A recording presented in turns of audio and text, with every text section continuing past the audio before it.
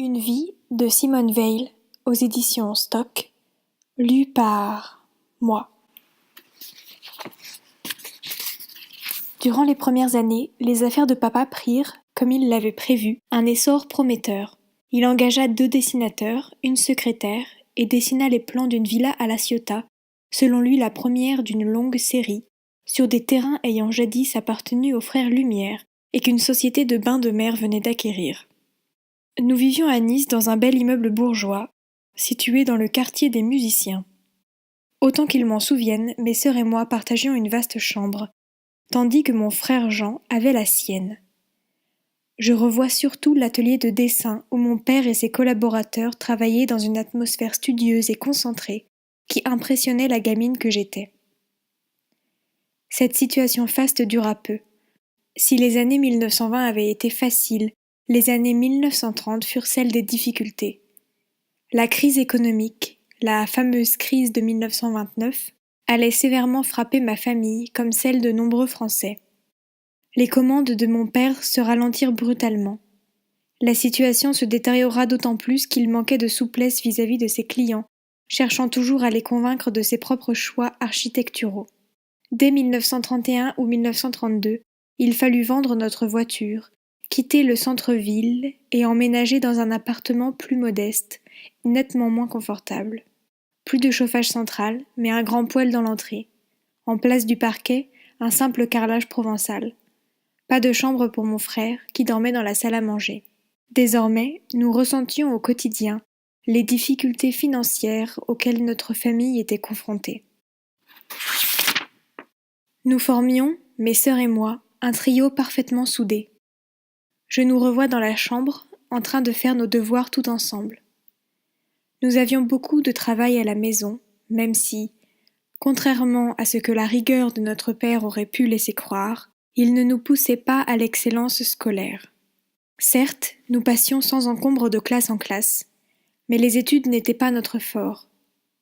Nous remportions des prix dans les matières qui nous intéressaient, mais pour le reste, nous nous contentions de faire ce qu'il fallait. Nos professeurs étaient pourtant excellents, pratiquement tous agrégés. Moi-même, sans être bonne élève, j'étais souvent le chouchou des professeurs. Cette image d'enfant favorite, voire un peu capricieuse, m'a longtemps collée à la peau. À tel point qu'à notre retour de déportation, lorsque ma sœur aînée a revu une amie, celle-ci a eu l'inconscience de lui lancer « J'espère qu'au moins la déportation aura mis un peu de plomb dans la cervelle de Simone. » Lorsque Milou m'a rapporté la réflexion, j'ai été abasourdie. Quelle bizarre époque que ces années-là, où les gens n'avaient pas toujours conscience de l'impact de leurs propos. Pourtant, cette amie ne pouvait ignorer ce que nous avions vécu là-bas. Voulait-elle, comme tant d'autres, nier la réalité parce que celle-ci lui était insupportable ? Peut-être. Mais, en dépit de l'indulgence dont je suis capable, les remarques de ce genre n'appartiennent pas à la catégorie de celles que j'oublie volontiers. Lorsque je repense à ces années heureuses de l'avant-guerre, j'éprouve une profonde nostalgie. Ce bonheur est difficile à restituer en mots parce qu'il était fait d'ambiance calme, de petits riens, de confidences entre nous, d'éclats de rire partagés, de moments à tout jamais perdus. C'est le parfum envolé de l'enfance, d'autant plus douloureux à évoquer que la suite fut terrible. Au printemps 1938, avec l'Anschluss, la tension est encore montée d'un cran. À l'automne, les accords de Munich n'ont pas dissipé le malaise. À la maison, tout le monde y était hostile. Maman, bien sûr, parce qu'elle voyait ce que le pacifisme occultait de danger, mais aussi papa, soucieux de prendre au plus vite une revanche sur ces boches, nos ennemis héréditaires. Quant à mes oncles et tantes, médecins, ils étaient stupéfaits et outrés. Eux qui avaient soutenu les républicains espagnols, au point que mon oncle avait même envisagé de s'engager dans les brigades internationales, n'admettaient pas la non-intervention de la France. Dans l'été 1939, l'entrée en guerre a été vécue par certains comme un soulagement. Dans les mois qui ont suivi, on plaisanta beaucoup à propos de la drôle de guerre. Je ne partageais pas ce soulagement. Je me revois, disant à ma sœur, « Tu sais, nous, on est convaincus qu'on va gagner. Mais les Allemands sont aussi persuadés qu'ils vont gagner. » Ce n'était pas pessimisme de ma part, Mais ce trait de caractère, que j'ai conservé, avec la manie de penser que les choses ne vont pas forcément de pair avec les vœux que l'on forme. Pour autant, nous étions loin de nous douter de ce qui nous attendait. D'abord, au fil de mois interminables, l'attente des combats. Ensuite, la défaite, l'armistice, le régime du maréchal Pétain. Enfin, les lois raciales et le déchaînement de la violence contre les Juifs. En un mot, ce que nous ignorions, au sein de cette famille heureuse où l'on venait de fêter mes 11 ans, puis mes 12 ans, c'est que le paradis de l'enfance était en train de s'engloutir. La guerre était finie. Tout de suite, nos oncles et tantes Weissmann nous ont accueillis chez eux. Eux-mêmes étaient rentrés de Suisse, à la Libération, dans une maison pillée par les Allemands. Là-dessus, leur fils André, 20 ans, élève à l'école polytechnique, qui avait souhaité s'engager pendant les vacances de Pâques, venait d'être tué au front, à Karlsruhe. Tout cela créait un climat de profonde tristesse. On se réconfortait comme on pouvait, notamment en se consacrant à sauver Milou. Mon oncle et ma tante hésitaient à l'hospitaliser. Lui, médecin des hôpitaux, en charge d'un service de médecine générale, était parfaitement qualifié pour savoir quel type de traitement convenait à sa nièce, pour permettre un bon suivi des soins et de l'alimentation, mais aussi pour éviter une démoralisante mise à l'isolement, il a jugé préférable de la garder à la maison. Il lui a prodigué les meilleurs soins possibles et ma sœur a lentement remonté la pente, dans le temps même où de nombreux déportés ne survivaient pas au typhus. Toujours aussi indépendante, Denise, de son côté, a rapidement pris le large. Elle avait retrouvé des camarades de son réseau et renoué des contacts à Annecy et Lyon. Quant à moi, je veillais sur Milou et sortais peu. D'abord parce que je n'avais pas la tête à cela, et aussi parce que je constatais, dans les rares conversations auxquelles je participais, que les gens préféraient ne pas trop savoir ce que nous avions vécu.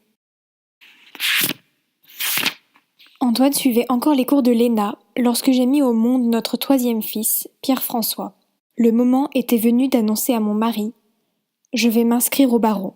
« Il n'en est pas question », a-t-il répondu, à ma vive surprise. Je ne me suis pas laissé faire. « Comment ? Il a toujours été entendu que j'attendrais que tu sois sur tes rails et qu'alors je travaillerai. Maintenant, tu as obtenu ce que tu voulais. Tu es à l'ENA, tout va bien pour toi. Rien ne s'oppose donc à ce que je travaille. » Il est vrai que pour y parvenir, il me fallait suivre un stage de 2 années et préparer les épreuves du concours, tout en élevant nos 3 enfants et en m'occupant de la maison. Le parcours était semé d'embûches, mais c'était mal me connaître que d'imaginer que j'abandonnerais la partie dès les premiers obstacles. En mai 1954, j'ai enfin pu m'inscrire au parquet général comme attachée stagiaire, à l'issue d'une nouvelle discussion émaillée d'arguments qui se voulaient dissuasifs. Le secrétaire général du parquet de Paris et son adjoint, qui m'ont reçu, n'en revenaient pas. « Mais vous êtes marié, vous avez 3 enfants, dont un nourrisson. En plus, votre mari va sortir de l'ENA. Pourquoi voulez-vous travailler ?» Je leur ai expliqué que cela ne regardait que moi. Avec gentillesse, mais insistance, ils ont tenté de me dissuader par tous les moyens.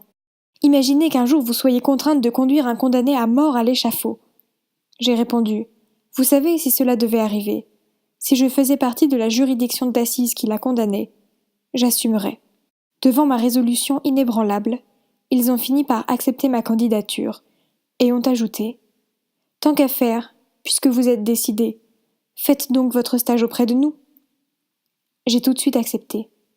J'avais 27 ans, des diplômes, un mari, 3 enfants, un travail. J'étais enfin entrée dans la vie. Au-delà des États et des institutions, il reste la part de responsabilité qui incombe à chacun, et je tiens à vous donner un exemple qui me tient à cœur.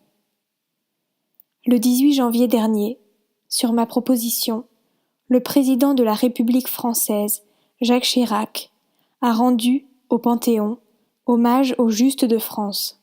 Les Justes sont ces milliers d'hommes et de femmes non juifs honorés par l'Institut Yad Vashem de Jérusalem pour avoir, pendant la Seconde Guerre mondiale, sauvé des Juifs de la déportation.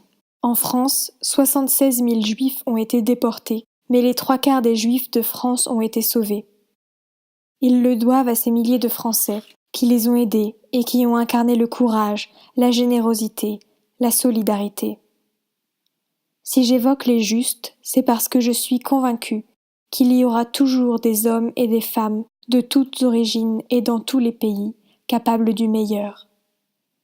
À l'exemple des justes, je veux croire que la force morale et la conscience individuelle peuvent l'emporter. En conclusion, et en me réjouissant que vendredi dernier, la résolution condamnant la négation de l'Holocauste ait été aussi pleinement approuvée, je forme les vœux les plus ardents pour que cette journée décidée par les Nations Unies inspire à tous les dirigeants, à tous les hommes et femmes de par le monde, le respect de l'autre, le rejet de la violence, de l'antisémitisme, du racisme et de la haine. Je souhaite solennellement vous redire que la Shoah est notre mémoire et votre héritage. Comme il est naturel et normal dans une assemblée démocratique telle que la nôtre, nous divergeons par les programmes que nous souhaitons mettre en œuvre, par les idées que nous voulons défendre, et même quant à notre propre rôle. Gardons-nous cependant du travers qui nous conduirait à faire de notre assemblée le forum des divisions et des rivalités. Trop souvent déjà, les communautés européennes donnent à nos opinions publiques l'image d'institutions bloquées, incapables de parvenir dans les délais nécessaires à des décisions.